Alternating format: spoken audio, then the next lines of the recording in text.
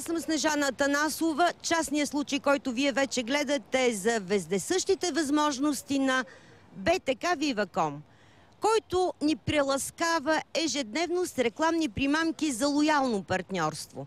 Сега ще видим обаче при общуването именно с БТК как е възможно да се почувстваме дори като герой от романите на Кафка.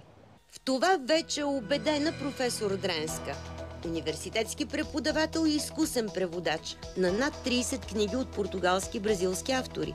Ето какво я сполетява, след като сключва договор за интернет в най-близкия офис на БТК. Там се интересуват само от личните й данни, но нито дума за нейния компютър. Още същата вечер дойде техен служител да ме включи в интернет. Той ми отговори обаче, че е невъзможно, защото програмата в моя компютър е 9.8 и тя не става за тази цел. Естествено, при това положение аз трябваше да подам молба за прекратяване на договора, защото нов компютър не мислех да купувам. Подадах такава молба, но след това се съветвах с един компютърен инженер, който каза, че няма проблеми, дойде, инсталира Wi-Fi карта. Отидох в друг офис на БТК, там сключих нов договор на 8 юли, дадоха ми безплатен модем, въпросният компютърен инженер веднага включи модема и от тогава аз имам интернет, за който плащам 15 лева месечно.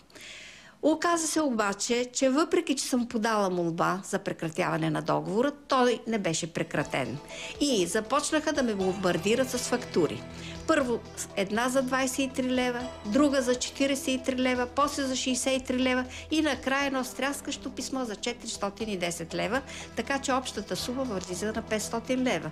Междувременно с това, освен че в писмата ме заплашват постоянно, че ще ме предадат на съдебните власти, ми се обаждат 3 техни служители с същите заплахи, с остър тон, с вулгарен език и аз се чувствах през цялото време като някой герой от романите на Кафка, преследван, тормозен и най-накрая реших да се обърна към вас, към частен случай. Поискахме проверка и интервю пред камера от представител на БТК. Получихме имейл, в който се твърди, цитирам: след повторно разглеждане на молбата на госпожа Дренска, предвид липсата на извършено потребление, компанията взе решение и договорът ще бъде прекратен. Клиентката няма да има задължение по него. Само час обаче, след като научи тази добра новина от нас, госпожа Дренска отново бе атакувана с заплахи по телефона. Невярваща, тя ни помоли лично да чу от БТК, че на всичко това ще се сложи край. Колежке Здравкова, да. Научавам, след като получих вашето писмо, че има телефонно обаждане на вашата клиентка и тя е тук. Продължават вашите служители да я тормозят. Това е всичко, което исках да ви кажа. Не искам да разговарям с вас. За мен случай е приключен. Аз съм дала това, което трябва да ви дам като прес-център. Мисля, че случай е приключен. Значи, жената да ни давам валидол, а да я успокоя по друг начин, така ли? Госпожо, аз съм ви дала писменото становище на БТК. Не мисля, че има повече какво да... Значи аз се явявам посредник между БТК и гражданите. Ако госпожата беше изчакала мирно и кротко, нямаше да има... Тя мирно и кротко чака толкова време в състояние на стрес. Госпожата е в стрес. Съжаляваме за което. Да, вие се подигравате. Благодаря ви. Вече 4 месеца съм подложена на този тормоз. А представителката на прес-центъра на БТК си позволява да каже, че съм нетърпелива. Това е направо изнудване. БТК просто искат да вземат от мен тези пари, които аз не съм длъжна да дам. Това не е ли противозаконно? И БТК да не е държава в държавата? Има ли закони в тази страна?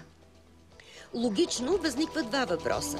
Дали тези продължаващи агресивни обаждания са направени от служители на БТК, за каквито се представят? И още, знае ли самото ръководство за липсата на координация между различните звена в собствената си система? А ето го и писмото на Vivatel БТК, адресирано странно защо до нас, а не до тяхната потребителка професор Дренска. С него се обещава, че тя, макар и след повече от 3 месеца, ще бъде извадена от лабиринта на изнудването. И тъй като този случай се оказва съвсем неизолиран, един съвет.